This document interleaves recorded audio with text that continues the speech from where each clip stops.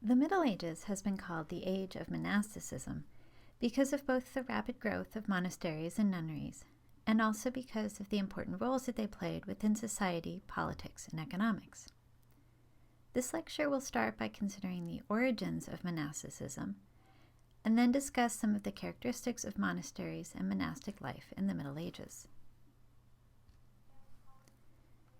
For the origins of monasteries, we need to look back to the Roman Empire in the 2nd and 3rd centuries AD, especially in the region of Egypt. In this period, a small number of Christians, such as St. Anthony pictured here, would choose to give away all their personal possessions and go to live more or less alone in the desert as part of a spiritual quest to follow the precepts of Christianity.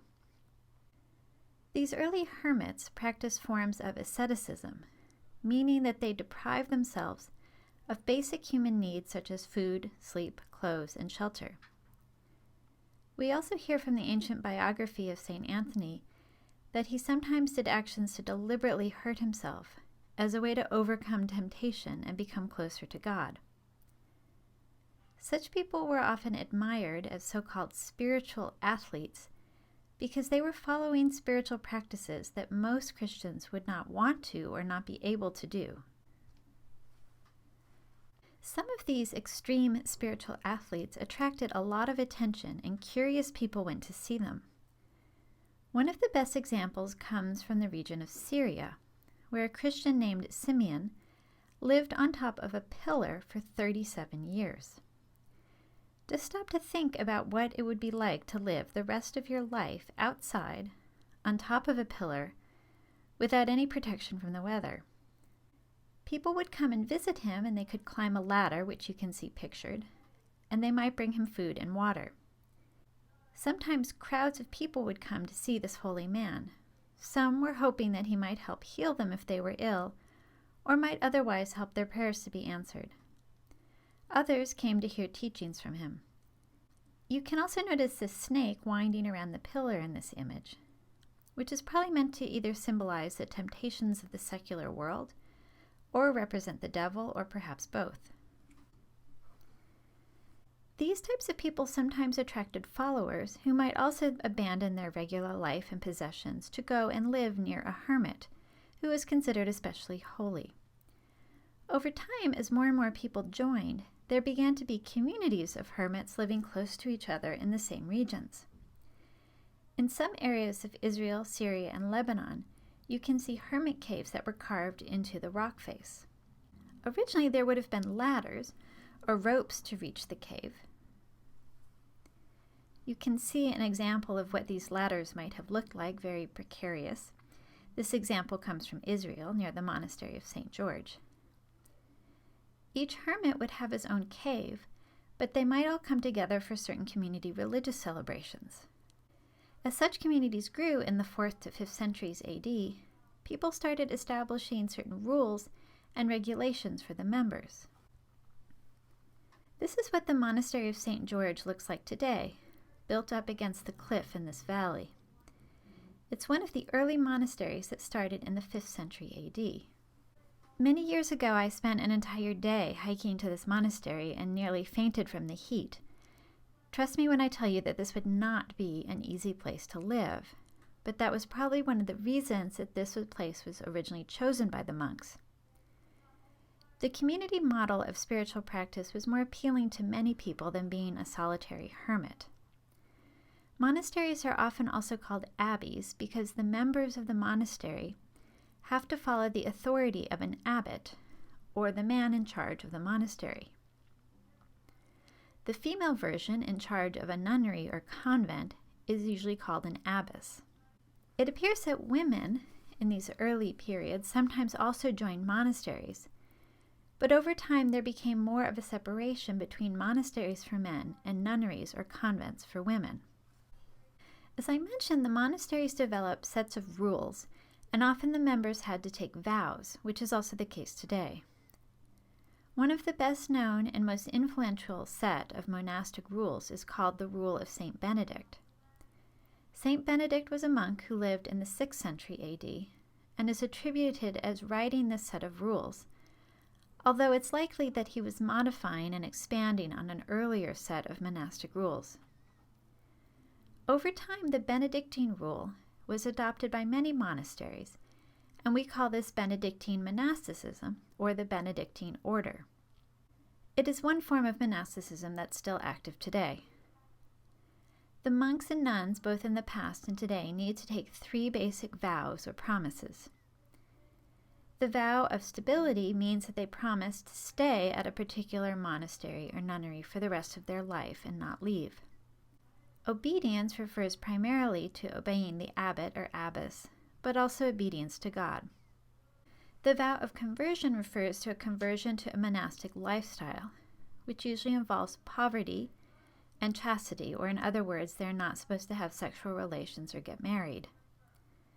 We do know of cases of married people who later in life decided that they wanted to join religious orders, and although they were technically still married, they lived apart, each in a monastery and a nunnery. The Benedictine order is only one of many religious orders of monks and nuns. You can see some of the other orders that emerged during the Middle Ages listed here. Both the Cluniac and Cistercian orders developed from people who were dissatisfied with aspects of the Benedictine order and decided to form even more austere and strict orders. Most of these orders also had houses or nunneries for women. Some of these might be built as part of the same complex as a monastery, while others might be independent houses.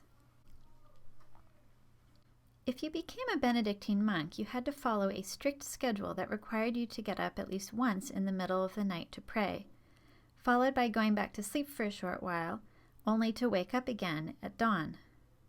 You can see that there are 7 times of prayer, or the religious service called Mass or Eucharist, which is one of the central Christian rituals. These prayer times are given special names, such as Prime or Vespers. Christians who were not monks in the Middle Ages may have performed some of these daily prayers, especially a morning and an evening prayer. The estates of nobles often employed a private priest to perform morning and evening prayers for the family and their servants. In the monastery, many of these religious services would be sung or chanted, and you can see some monks singing in the illustrations on the right.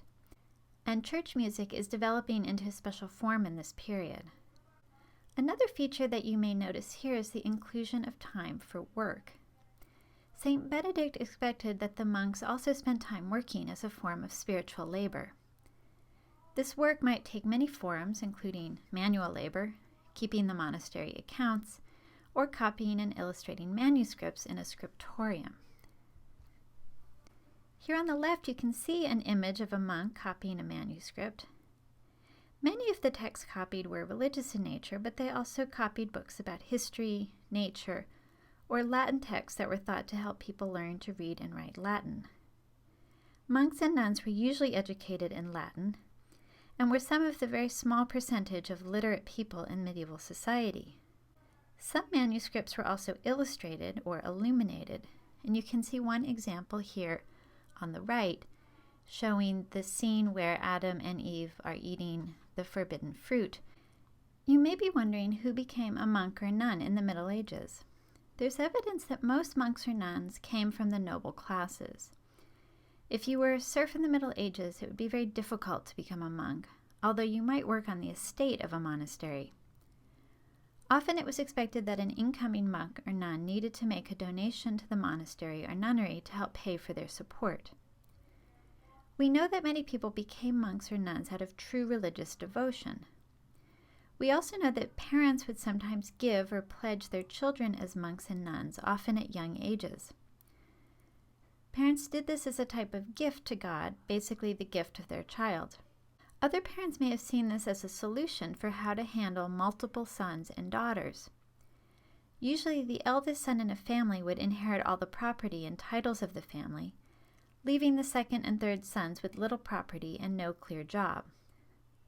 For them, joining the church as a priest or a monk may have been an attractive option.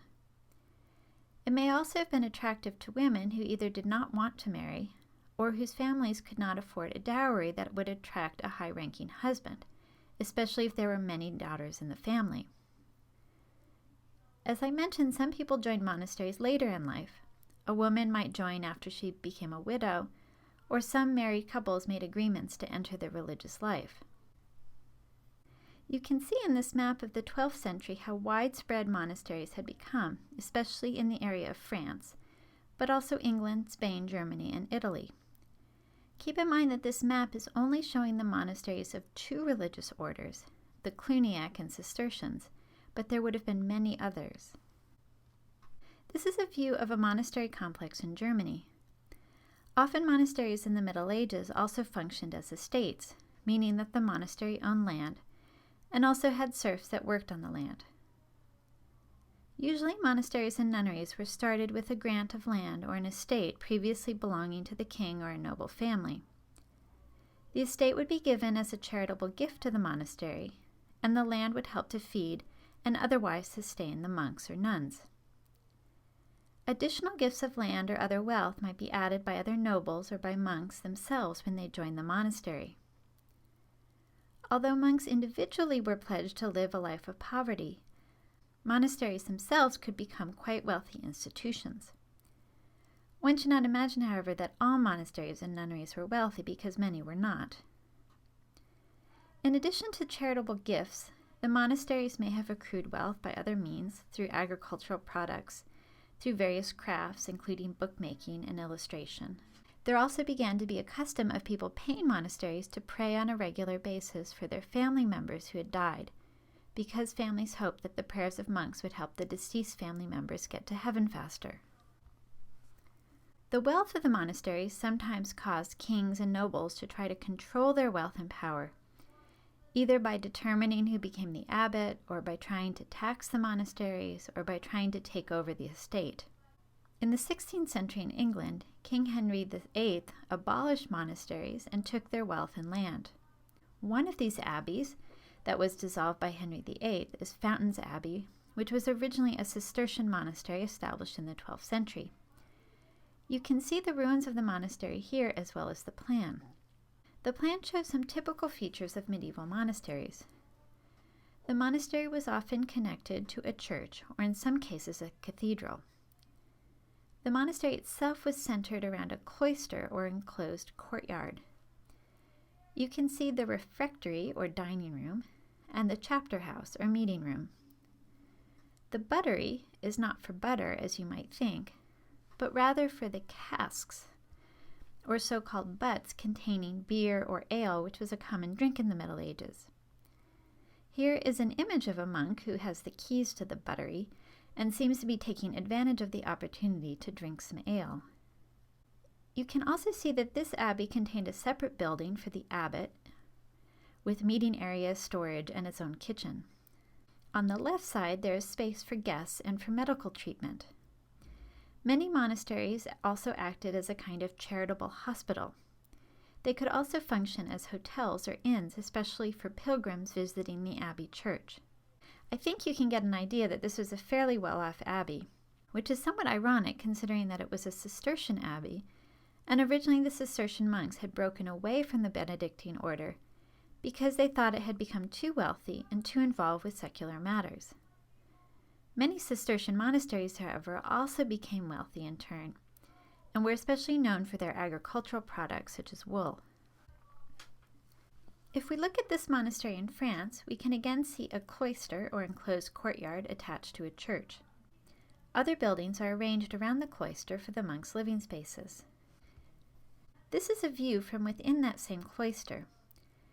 Cloisters became a kind of symbol of the monastic life, with the closed, protected, and peaceful area where monks could pray or think, and which is cut off from the outside world.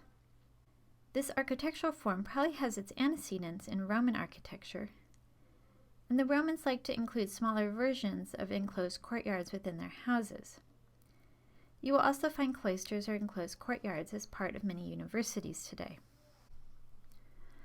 Although many religious orders required people to take a vow of stability, meaning that they would always live at the monastery, in the later Middle Ages there is a new development of orders of religious monks who traveled. One of these groups is the Franciscan friars started by St. Francis. Francis was part of a wealthy Italian merchant family. he began to have spiritual visions and decided to give away all his possessions and start preaching.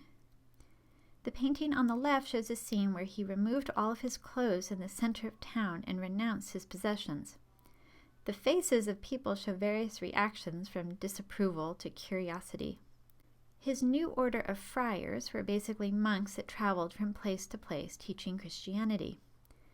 You can see an image on the right of a traveling friar on a horse, taken from the Canterbury Tales by Chaucer. Finally, some of the more unusual monastic orders were formed during the course of the Crusades. The Knights Templar were monks who were also trained knights and acted as protectors of pilgrims traveling to Jerusalem.